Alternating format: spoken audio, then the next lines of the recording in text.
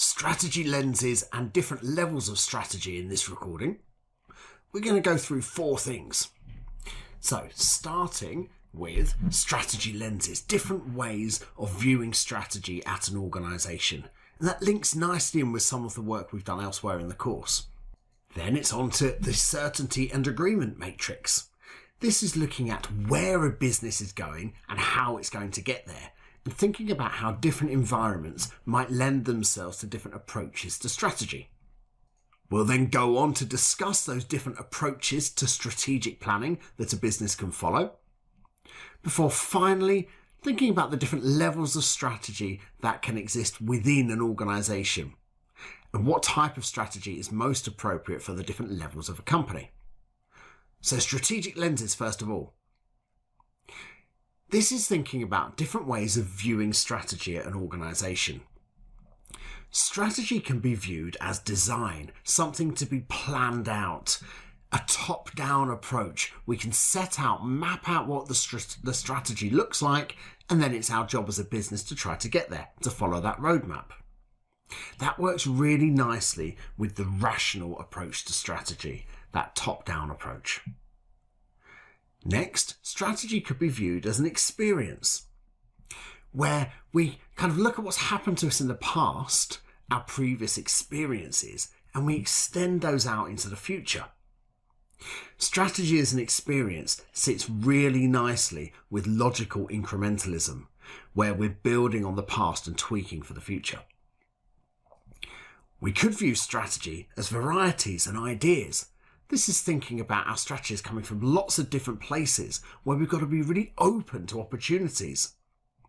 This sits nicely with freewheeling opportunism, where we're taking advantage of opportunities as they arise, or the emergent approach to strategy, where we're trying out different things all at the same time.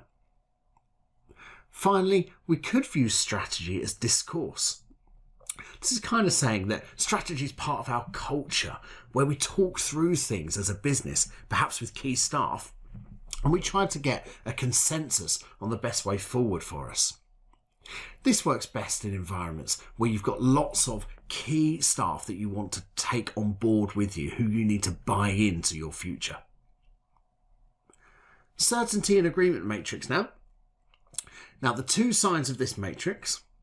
Firstly, agreement on where you're going, where you want the business to go, what is the outcome required to be. This can either be far from or close to. Far from means that we don't really know where we're going. Close to means that we do know where we're going. So the strategic leaders of the business have a really good idea about where they want the business to go. The other side of this axis is certainty about how we're going to get there, how we're going to compete. And again, your 2 categories are close to or far from. Close to means that the strategic leaders set out exactly how they want things to operate. Far from means that it's more open to others within the business to kind of decide how best to get there. And there are 4 different categories in this matrix. The first category is the rational category, where we know where we want to go and we know how we're going to get there. So Donald Trump I'm using as an example for this. Certainty about where he wanted to get, well, this was he wanted to get to the White House. And how he was going to get there was on a populist approach, where he was going to say whatever it took to get himself into power. So certainty about how he was going to get there by doing whatever it took, and agreement about where he wanted to get, which was the White House. Next, if you know where you want to go, but you're not quite sure how you want to get there, that's called judgment. And a really nice example for this is Apple. Apple is quite clear about where it wants to be. It wants to be the market leader in whatever tech space it chooses to operate in. For example, in mobile phones or wearable tech like watches. But the leadership of Apple doesn't set out how they're going to come up with the market-leading mobile phone. They leave it up to their designers, and they leave freedom for the creatives within the business to decide how best to get there. So they're rigid about where they want to be, but flexible about how to get there. And that can be really helpful within a tech space. Next, if there's not much agreement about where you want to go, but there is certainty about how you're going to operate as an organisation, and that's the political category. A good example for this is the UK Labour Party, and they tore themselves to shreds over their approach to Brexit. The idea, should the UK leave the European Union? Well, the Labour Party just couldn't make its mind up, and it kind of sat on the fence. It wasn't clear about whether it wanted to stay, to remain, or to exit. Now, so they were very, very unclear about their outcome. So there was no agreement about where they wanted to be. But the way that the party operated, so having a really big groundswell operation, door knocking, the momentum group, etc., and the way the party operates, well, there was certainty about how they were going to deliver their election message. They just weren't sure about what that message was. Then the final category, the edge of chaos, where you don't know where you want to go and you don't know how to get there.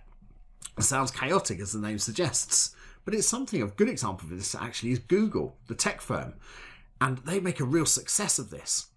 Google is famous for allowing its staff 1 day a week to work on whatever they want and to work on it in a way that suits them. There's no kind of top-down edict about how they should spend that time. You spend 1 day a week working on something that you find interesting, and you could work on it on your own or as a group. You could work from the office, you could work from home, do it however you want. They're given freedom.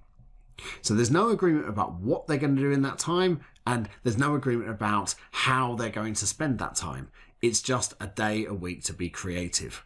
And that's giving people the space to express themselves. Works really well in the creative tech sector. Different approaches to strategic planning now. First of these is the accounting-led approach. This is where you let the numbers do the talking. Calculate your return on capital employed or your net present value of an opportunity and make a rational decision based on the numbers. Does it stack up? Banks are a really good example for this. They'll make big strategic decisions like which markets to operate in based on whether the numbers might add up. They'll also make smaller decisions, more day-to-day things like a lending decision to a particular borrower based on their creditworthiness. Do the numbers add up? Our next approach to strategic planning is the position-based or outside-in approach. This is where you spot an opportunity in the marketplace and you move to take advantage of it. A lovely example for this is the UK outdoor activities firm GoApe.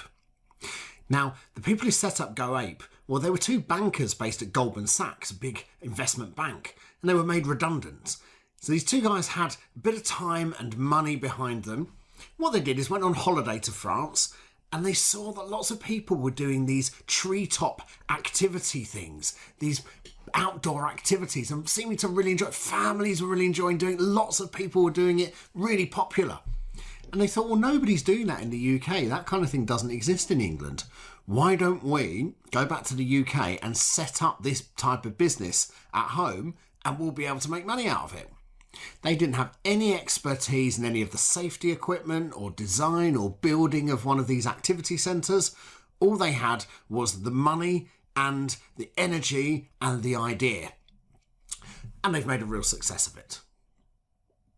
Next up, the resource-based approach or the inside-out approach. This is where you focus on what you're good at and make great products that you then convince the market to buy. Dyson is a really nice example for this. Who knew that they needed a bagless vacuum cleaner? And who knew that instead of a normal hand dryer in the toilets, you'd want to go for a supersonic blaster that instead of evaporating off the water from your hands, it gets blasted by little jets of air. People didn't know they wanted these things, but Dyson made them and made them look cool and convinced people to buy them. Now, different levels of strategy in an organisation. And we're going to go through 3 different levels: operational, business level, and corporate strategy. Corporate strategy, first of all, at the top. Well, who's involved in corporate strategy? It's the senior managers of the business. It's the head honchos. It's the board. And they're making decisions that affect the entire company, the whole organisation. For example, expanding overseas. That's a whole business decision, and therefore that's corporate level strategy. Business level strategy next.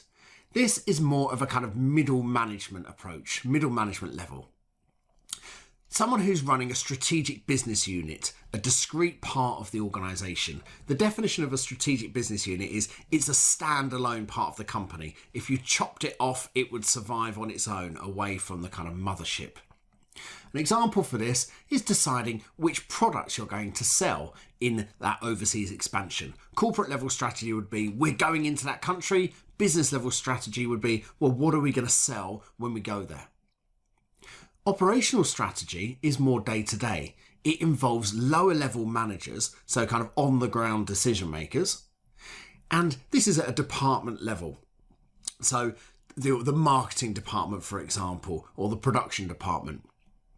So following our example of overseas expansion being our corporate level strategy, what products we're selling is business level strategy, how we're selling them, the marketing plan of how we're going to convince people to buy them, that would be an operational level strategy because it would be your marketing manager that would make those decisions.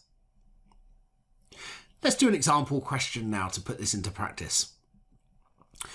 Throughout all levels of its organisation, a restaurant chain is hoping to promote a new strategy.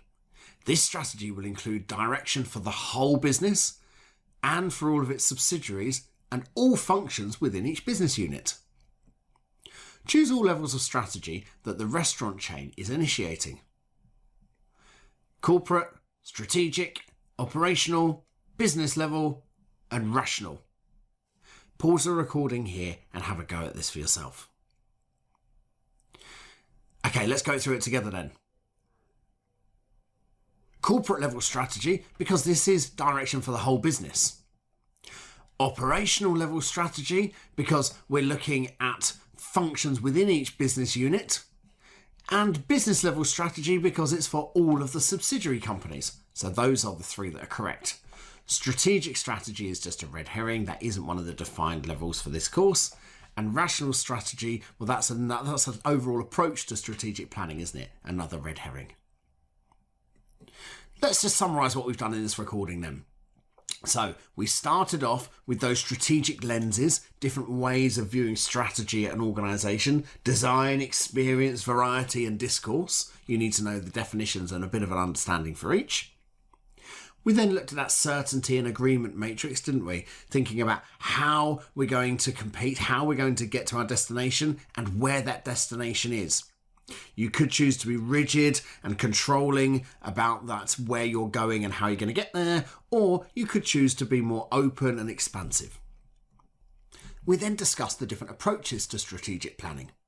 Letting the numbers doing the talking, that's the accounting-led approach, or the inside out or outside in, depending on whether you're trying to exploit an opportunity or taking what you've got to market and convincing the world that what you've got to sell is great stuff. And then finally, we went through the three different levels of strategy that you need to be aware of for this course. That concludes this recording.